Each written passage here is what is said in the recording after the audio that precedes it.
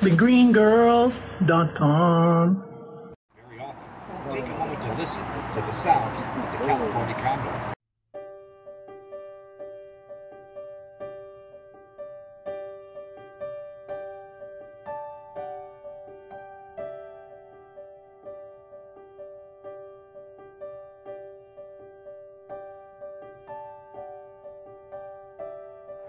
The story behind the California condors is that in the 80s their numbers dropped down to only 22 birds.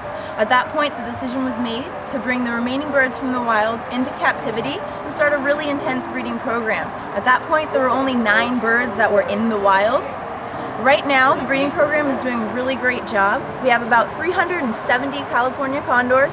About half of those are flying free in the wild and half are in captivity for breeding purposes. The only problem is that we're still facing the problems that got their numbers down to 22 in the first place. So lead poisoning and microtrash ingestions are the main problems that got the condors down to 22 birds.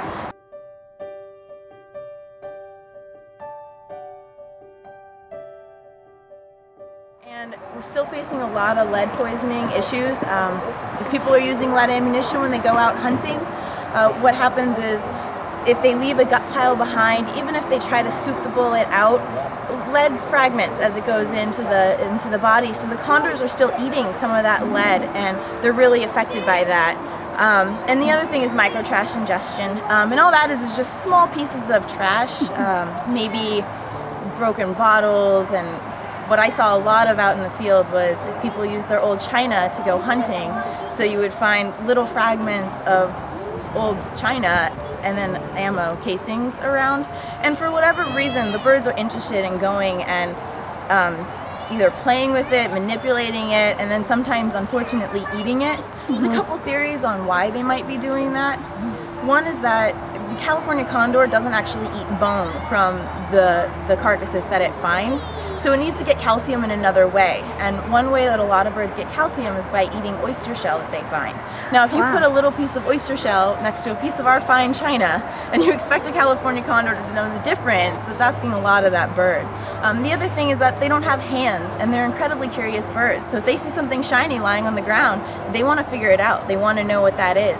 And if they accidentally swallow it, they don't realize that what they just swallowed is actually really bad for them.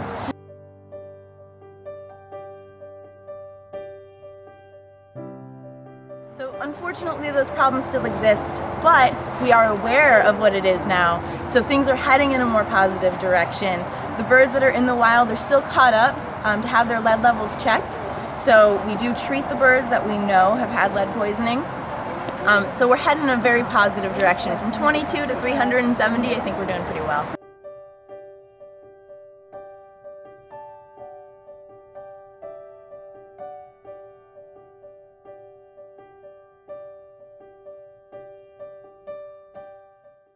thegreengirls.com.